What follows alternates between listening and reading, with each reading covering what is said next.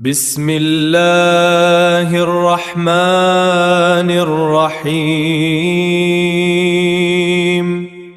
कुल हुवल्लाहु अहदुन अल्लाहुस समदु लम यलिद वलम यूलद वलम यकुल लहू कुफुवन अहदुन।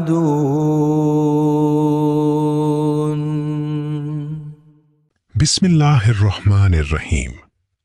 आज हम सुनेंगे कुरान मजीद की एक अजीम तरीन सूरा, एक ऐसी सूरा जो अल्लाह की वहदानियत को बयान करती है, सूरा इखलास। लोगों ने पूछा था, आप हमें अपने रब के बारे में बताइए। तब अल्लाह ताला ने नाजिल फरमाई सूरा इखलास। कुल हुवल्लाहु अहद, कह दीजिए अल्लाह एक है। वही इस पूरी कायनात का मालिक है, वही जमीन और आसमान का पैदा करने वाला है, उसके सिवा कोई माबूद नहीं। अल्लाहुस समद, अल्लाह सबसे बेनियाज है और हर मखलूक उसकी मोहताज है। इंसान हर वक्त अल्लाह का मोहताज है, अपनी खुशियों में भी, अपने गमों में भी और अपनी तन्हाइयों में भी। लम यलिद व लम यूलद, ना अल्लाह किसी का बाप है और ना ही वो किसी से पैदा हुआ। अल्लाह हमेशा से है और हमेशा रहेगा। वलम यकुल्लहु कुफुवन अहद, और कोई भी अल्लाह जैसा नहीं।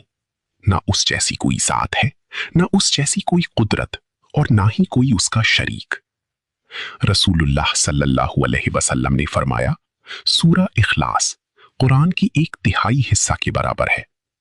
ये छोटी सी सूरा हमें अल्लाह की पहचान सिखाती है, उसकी वहदानियत, उसकी अजमत और उसकी रहमत।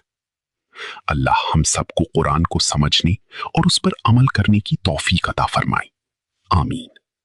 अगर आपको ये वीडियो पसंद आए तो इसे शेयर जरूर करें और कुरान की रोशनी को आगे पहुंचाएं। islamic.tv